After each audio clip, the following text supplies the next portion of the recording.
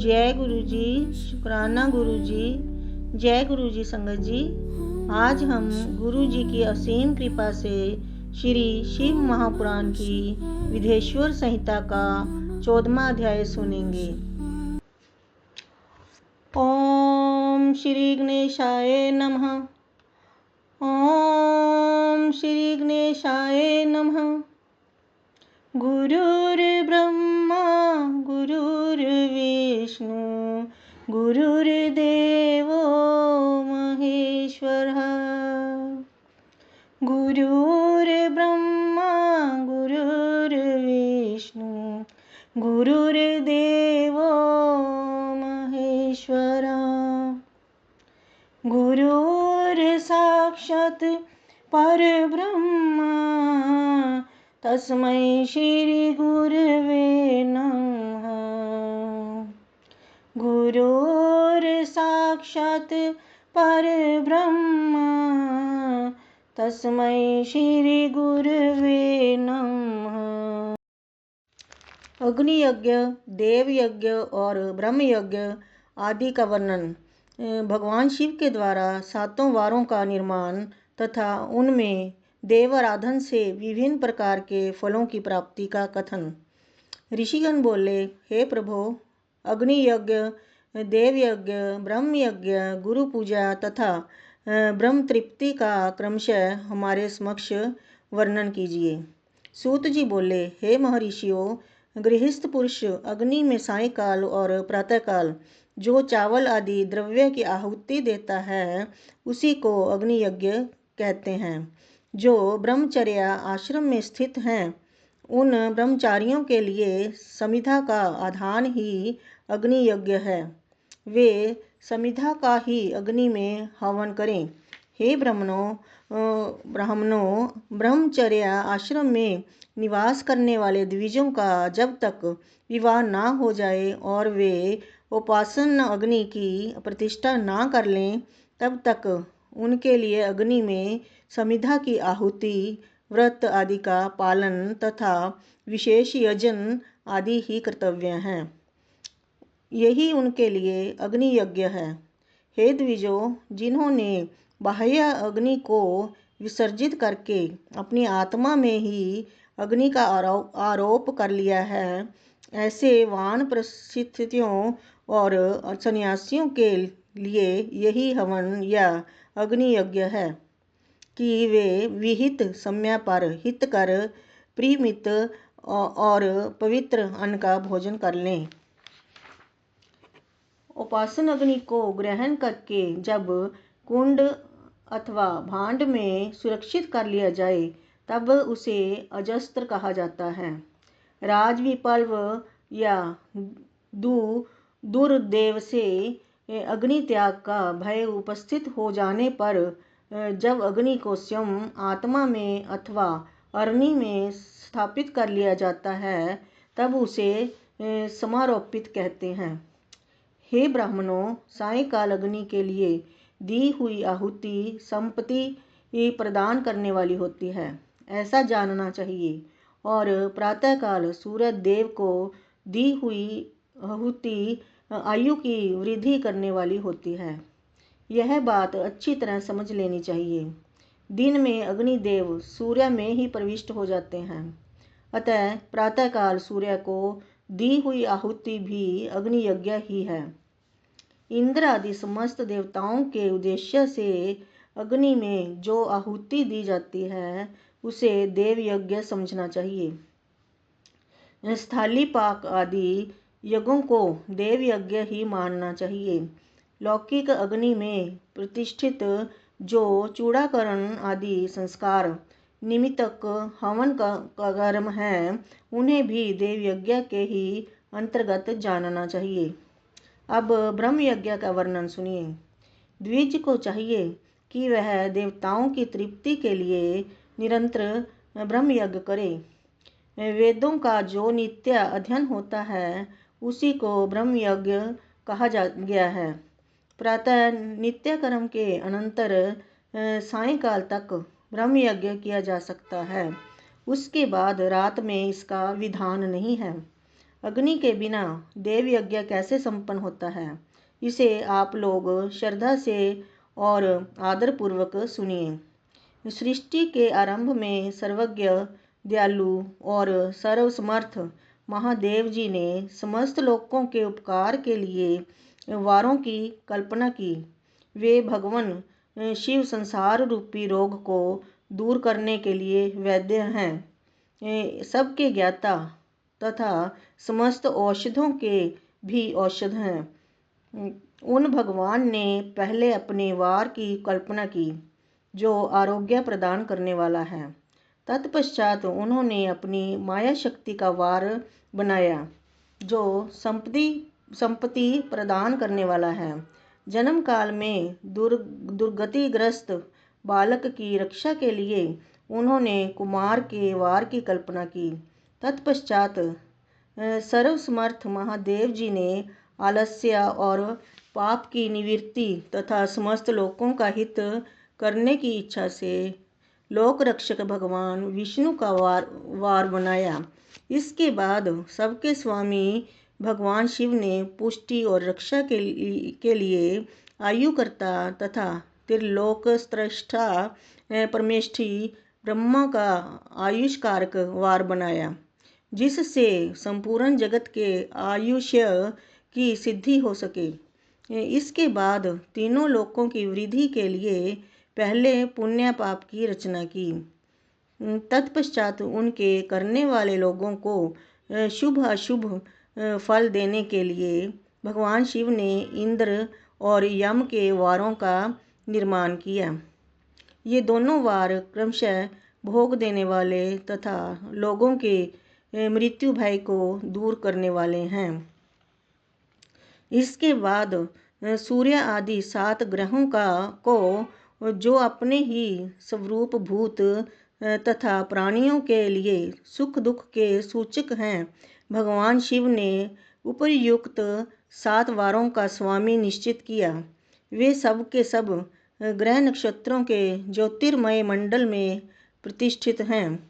शिव के वार या दिन के स्वामी सूर्य हैं।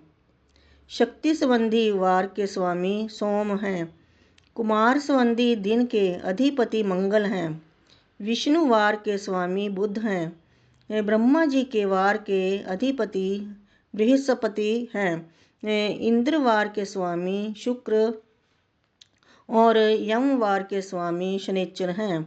अपने अपने वार में की हुई उन देवताओं की पूजा उनके अपने अपने फल को देने वाली होती है। सूर्य आरोग्य के और चंद्रमा संपत्ति के दाता हैं। मंगल व्याधियों का निवारण करते हैं। बुध पुष्टि देते हैं। बृहस्पति आयु की वृद्धि करते हैं। शुक्र भोग देते हैं और शनिचर मृत्यु का निवारण करते हैं। ये 7 वारों के क्रमशः फल बताए गए हैं जो उन देवताओं की प्रीति से प्राप्त होते हैं। अन्य देवताओं की भी पूजा का फल देने वाले भगवान शिव ही हैं। देवताओं की प्रसन्नता के लिए पूजा की 5 प्रकार की ही पद्धति बनाई गई। उन देवताओं के मंत्रों का जप यह पहला प्रकार है। उनके लिए होम करना दूसरा, दान करना तीसरा तथा तप करना चौथा प्रकार है। किसी वेदी पर, प्रतिमा में, अग्नि में अथवा ब्राह्मण के शरीर में आराध्य देवता की भावना करके 16 उपचारों से उनकी पूजा या आराधना करना 5वां प्रकार है। इनमें पूजा के उत्तरोत्तर आधार श्रेष्ठ हैं। पूर्व के अभाव में उत्तरोत्तर आधार का अवलंबन करना चाहिए। दोनों नेत्रों तथा मस्तक के रोग और कुष्ठ रोग की शांति के लिए भगवान सूर्य की पूजा करके ब्राह्मणों को भोजन कराएं। तदनंतर 1 दिन, 1 मास, 1 वर्ष अथवा 3 वर्ष तक लगातार ऐसा साधन करना चाहिए। इससे यदि प्रबल प्रारब्ध का निर्माण हो जाए तो रोग एवं जरा आदि का नाश हो जाता है। इष्ट देव के नाम मंत्रों का जप आदि साधन वार आदि के अनुसार फल देते हैं। रविवार को सूर्य देव के लिए, अन्य देवताओं के लिए तथा ब्राह्मणों के लिए विशिष्ट वस्तु अर्पित करें। यह साधन विशिष्ट फल देने वाला होता है तथा इसके द्वारा विशेष रूप से पापों की शांति होती है। विद्वान पुरुष सोमवार को संपत्ति की प्राप्ति के लिए लक्ष्मी आदि की पूजा करें तथा सप्तनीक ब्राह्मणों को घृत पक्व अन्न का भोजन कराएं। मंगलवार को रोगों की शांति के लिए काली आदि की पूजा करें तथा उड़द, मूंग एवं अरहर की दाल आदि से युक्त अन्न ब्राह्मणों को भोजन कराएं। विद्वान पुरुष बुधवार को दधि युक्त अन्न से भगवान विष्णु का पूजन करें। ऐसा करने से सदा पुत्र, मित्र और स्त्री आदि की पुष्टि होती है। जो दीर्घायु होने की इच्छा रखता हो वह गुरुवार को देवताओं की पुष्टि के लिए वस्त्र, यज्ञोपवीत तथा घृत मिश्रित खीर से यजन पूजन करें। भोगों की प्राप्ति के लिए शुक्रवार को एकाग्रचित्त होकर देवताओं का पूजन करें और ब्राह्मणों की तृप्ति के लिए षड्रस युक्त अन्न का दान करें। इसी प्रकार स्त्रियों की प्रसन्नता के लिए सुंदर वस्त्र आदि का दान करें। शनिचर अपमृत्यु का निवारण करने वाला है। उस दिन बुद्धिमान पुरुष रुद्र आदि की पूजा करे। तिल के होम से, दान से देवताओं को संतुष्ट करके ब्राह्मणों को तिल मिश्रित अन्न भोजन कराए। जो इस तरह देवताओं की पूजा करेगा वह आरोग्य आदि फल का भागी होगा। देवताओं के नित्य पूजन, विशेष पूजन, स्नान, दान, जप, होम तथा ब्राह्मण तर्पण आदि में एवं रवि आदि वारों में विशेष तिथि और नक्षत्रों का योग प्राप्त होने पर विभिन्न देवताओं के पूजन में सर्वज्ञ जगदीश्वर भगवान शिव ही उन देवताओं के रूप में पूजित होकर सब लोगों को आरोग्य आदि फल प्रदान करते हैं। देश, काल, पात्र, द्रव्य, श्रद्धा एवं लोक के अनुसार उनके तारतम्य क्रम का ध्यान रखते हुए महादेव जी की आराधना करने वाले लोगों को आरोग्य आदि फल प्राप्त देते हैं।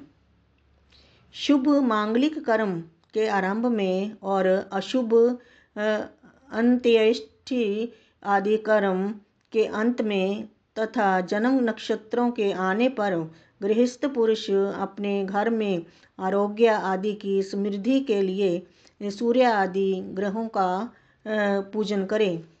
इससे सिद्ध है कि देवताओं का यजन संपूर्ण अभीष्ट वस्तुओं को देने वाला है। ब्राह्मणों का दिव्य यजन कर्म वैदिक मंत्र के साथ होना चाहिए। यहाँ ब्राह्मण शब्द क्षत्रिय और वैश्य का भी उपलक्षण है।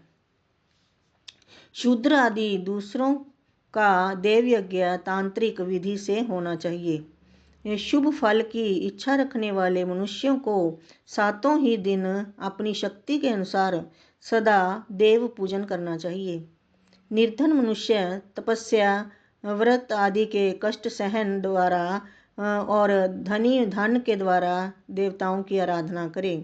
वह बार बार श्रद्धापूर्वक इस तरह के धर्म का अनुष्ठान करता है और बारंबार पुण्य लोकों में नाना प्रकार के फल भोग कर पुनः इस पृथ्वी पर जन्म ग्रहण करता है।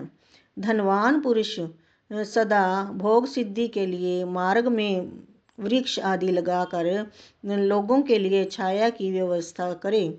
जलाशय, कुआं, बावली और पोखरे बनवाए।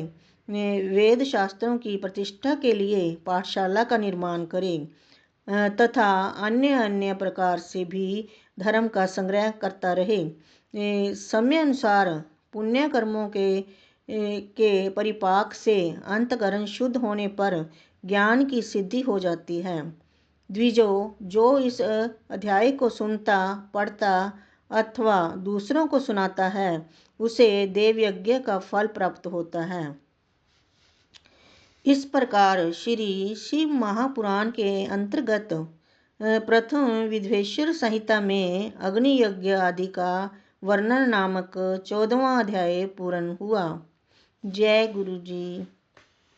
ओम नमः शिवाय। शिव जी सदा सहाय।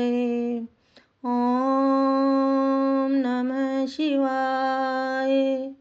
गुरु जी सदा सहाय।